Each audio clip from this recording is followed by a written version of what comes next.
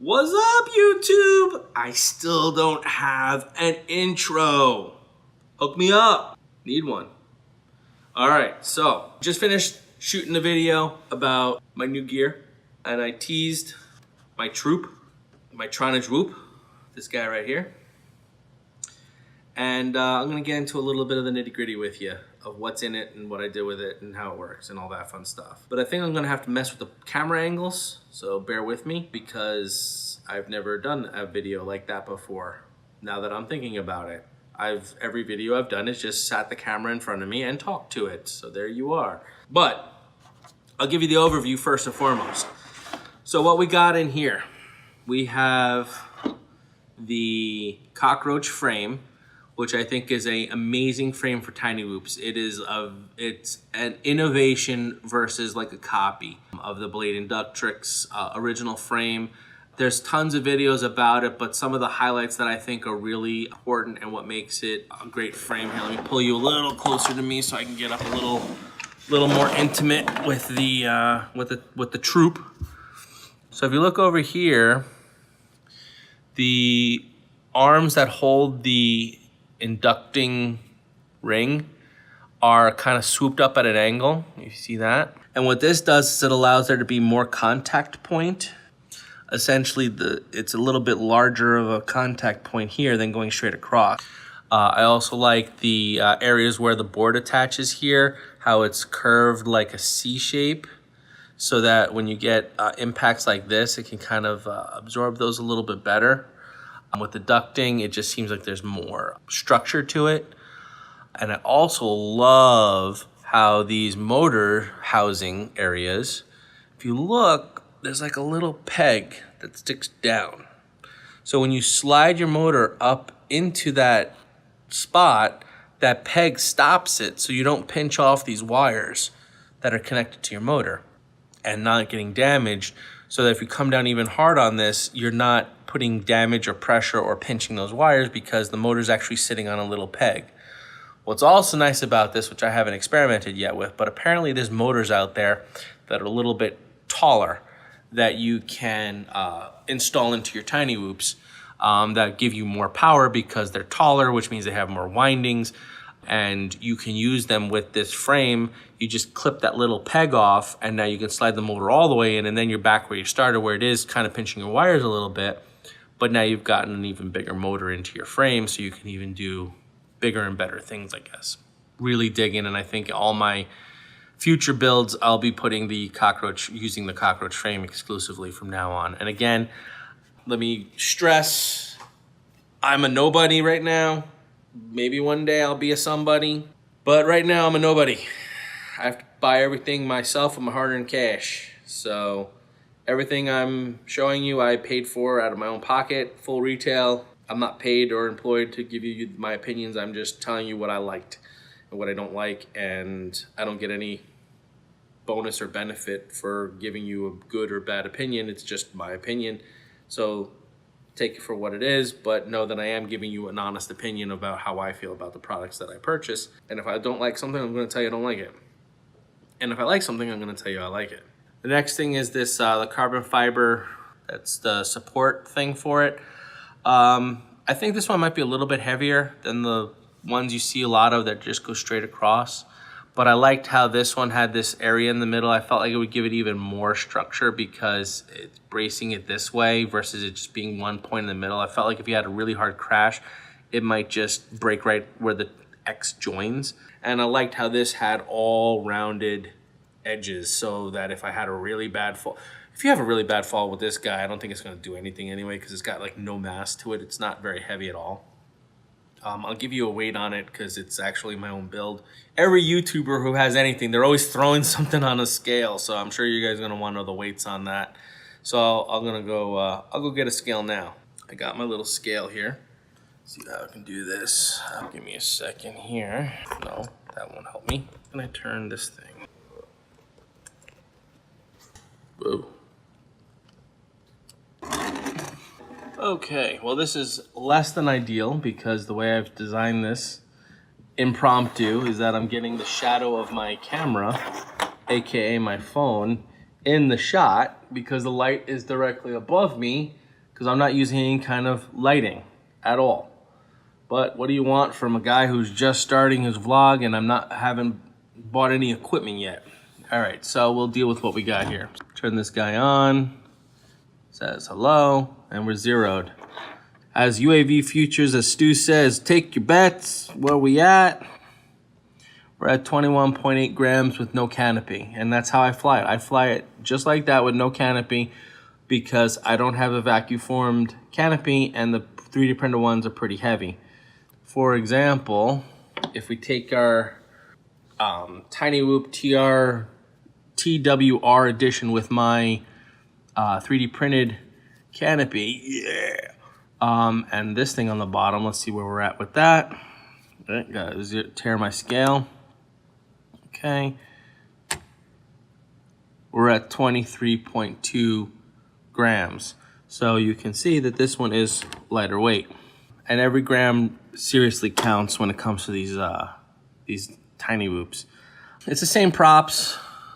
I'm digging the pink.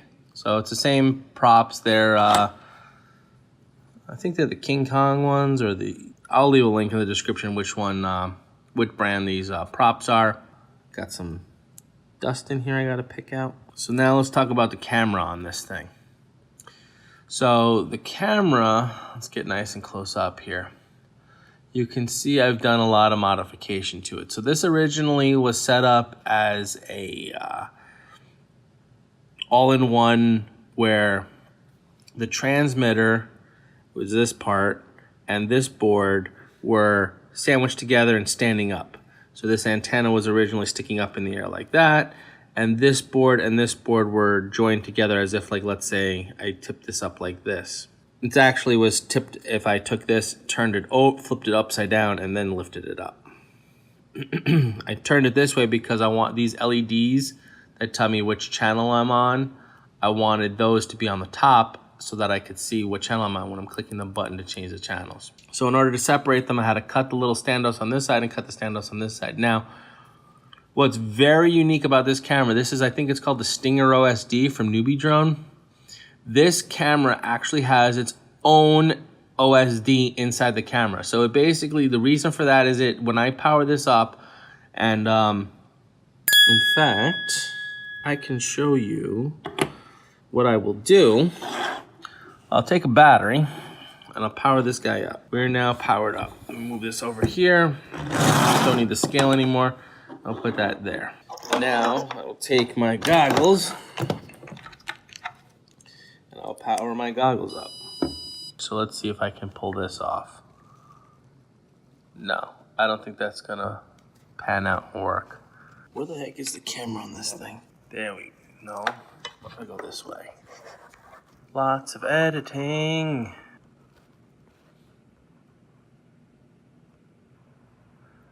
Oh yeah, there we go.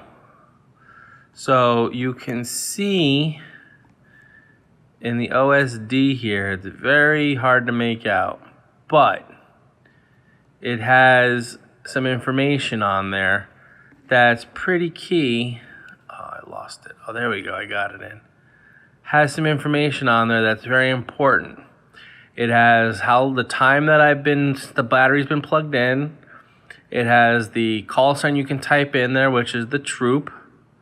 It's got what channel I'm broadcasting on, and it has my voltage of my battery pack. So this way I can know while I'm flying what my voltage is, when it's time to land. I have a timer right there. Even though I have a timer on my transmitter, I still have a timer right there on the screen.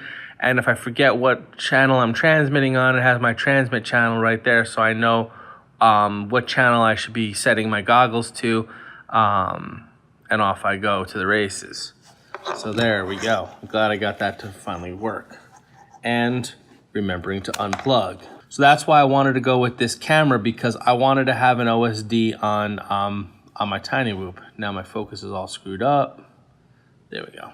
So that's the camera, and it's amazing having an OSD on your TinyWhoop so that you can actually know your battery voltage, you know what channel you're on, and you know how long you've been, at least how long the battery's been plugged in, but typically you take off a few seconds after you plug the battery in, so that's a good representation of how long you've been flying. So that's definitely a good thing. But like I said, I got this camera from NewBeeDrone. It's their OSD model of their little TinyWhoop camera. Then for the flight controller, I use the FuriousFPV Acro V2 as a flight controller for a lot of reasons. One, it had the option to be Spektrum native. So you can see on there's like the Spektrum boards, that green part in the middle of the flight controller. So I don't know if it's like an after stuck on thing or if it's done like that, but somehow they managed to put a Spektrum receiver right on the flight controller with the board itself. So I think looking at it, it might be like a little satellite guy. It's a really cool flight controller because it has the USB port now on it right there under my transmitter. Oh, that's why I didn't mount this. The problem with the transmitter, if I was to mount this down, this flight controller, it's a good and a bad. It has the USB port right on the top. So you can put a battery in here and still plug in your USB, because normally the USB is on the bottom and it's blocked by the battery. So you can put your battery in there and plug in your USB, do a tune, unplug it, fly it, bring it back, plug it in, tune it. But if I mount my transmitter down, now I'm blocking that USB that's on the top. That's why I wasn't mounting this guy down, so that I could access the USB. But it seems to fly and fine, no problem with it being loose like that. But I'm guessing that's probably why this cracked, because there's a lot of weight flexing on this one little spot. I'm loving the ability to be able to change things and fix things and adjust things, which I couldn't do with this guy. This guy is just as is. This guy I can at least play with and tune. And I love that the board itself has 2 antennas for the receiver, so that, you know, now you can see a good close-up. Here's one antenna for the receiver, and here's the other antenna right here. So I have them kind of, one's coming out this way and one's going out that way. And you also want to keep your antennas far away from your video transmitter, because it'll create less interference. So I figure them being in the front is further away. So they're at right angles to each other and they're far away from here. So I have all the boxes checked, if you will.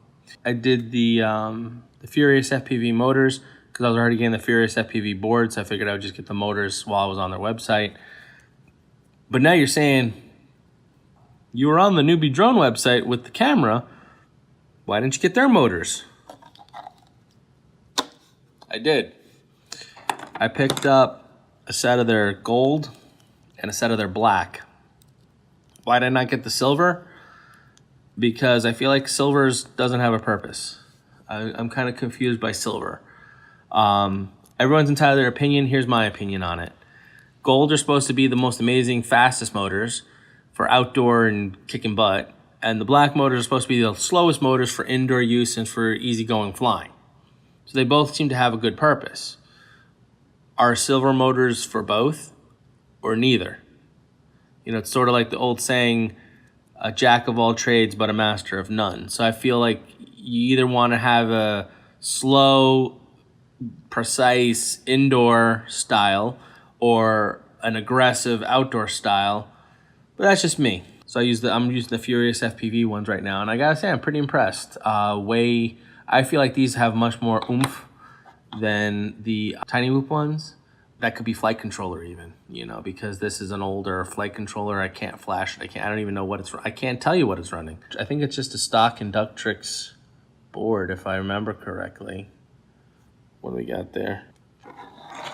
And in fact, as a little dun dun dun, what's to come up, I already have the works of a new build coming up. If you notice, it does have the NewBeeDrone gold motors in it already, and I've stuck them in a Cockroach frame, and I've stuck some props on them, so they're ready to go. I just need something to go here, because this I don't have yet. But when this comes, look out. Hope it's going to be good. Got some gold motors, NewBeeDrone, Cockroach Frame, white props. I think the KINGKONG ones or whatever. I got them, I think, on the NewBeeDrone website too. So stay tuned. What do you think is going to be in here? Put in the comments what you think I'm going to be filling this with. What am I going to populate? What's going to be the third TinyWhoop that I'm going to build? What is going to be my flight controller? What's going to be my camera? What am I going to make this with? What's this going to become? Leave a comment below. Let me know what you think. All right, so there you go. Basically give a little overview of my new build, my troop, my Tronage whoop. My first attempt at building from parts, and I'll tell you, you can do this. If you're looking at this and you have any inkling of wanting to buy a TinyWhoop, you can totally build your own. You don't need to go to a website and buy a ready-made one. If you want to, go ahead. They're a great product. I have to tell you, I had a lot of fun flying my TinyWhoop TRW. It's still a great whoop. But it doesn't take much skill to build your own and pick your own parts and be able to put it together yourself. I was very intimidated by it. And it actually is not as hard as you would think. The only thing that was hard for this was doing this whole camera modification. But you could very easily, if you wanted to do this, you could very easily use the same exact camera, the OSD one from NewBeeDrone, but have it be vertical, and then just have the mount, instead of it having the mount that lays it down so it's more streamlined and flat, have it so your antenna is sticking straight up in the air. And that would be fine, because then really it's a lot of plug and play. All you're doing is you have two things to solder. You would have to solder your camera to the board so that you get power to the board. And then once you solder that on, then it's just screw it down, stick your motors in the frame, put your props on there, flip it over, and then just plug in your things. Oh, okay. One other thing with motors. Now that I have a port to plug into, I can now hook this up to Betaflight and break these motors in properly. You run them at around 1,000 RPMs or whatever I don't know what the unit is, but you basically pull the dial, the little lever up in Betaflight so that you're running the motors all at about 1,000. And you leave them there for like 5 minutes or so to properly break them in. And that works better than even doing it on your transmitter, because you're actually keeping them at an exact constant rate versus who knows where that throttle stick is or how much power it's giving or whatever. So definitely use Betaflight to breaking your motors. You'll not regret it one bit. So that's the troop build and mystery. Leave a comment below. What do you think is going to be going in here? What flight controller am I going to use? What camera am I going to use? And if you're liking the white action with the gold, I was going for kind of like, I don't know, white and gold I thought looked pretty cool. So we'll see how it plays out. Let me know what you think about TinyWhoops, quads. Let me know what you want to know from me. Ask questions, comments, suggestions. Tell me if I missed something. Tell me if I did something wrong. Tell me if I did something right. Tell me if I inspired you. Tell me if you hate me. I don't care. But I'd like to know. Leave a comment below. Hit that subscribe button. Hit the like. If you didn't like it, hit the don't like. I don't care. Just hit something. Hit the subscribe. Hit the bell. Please. Thank you. All right. Enough. Subscribe.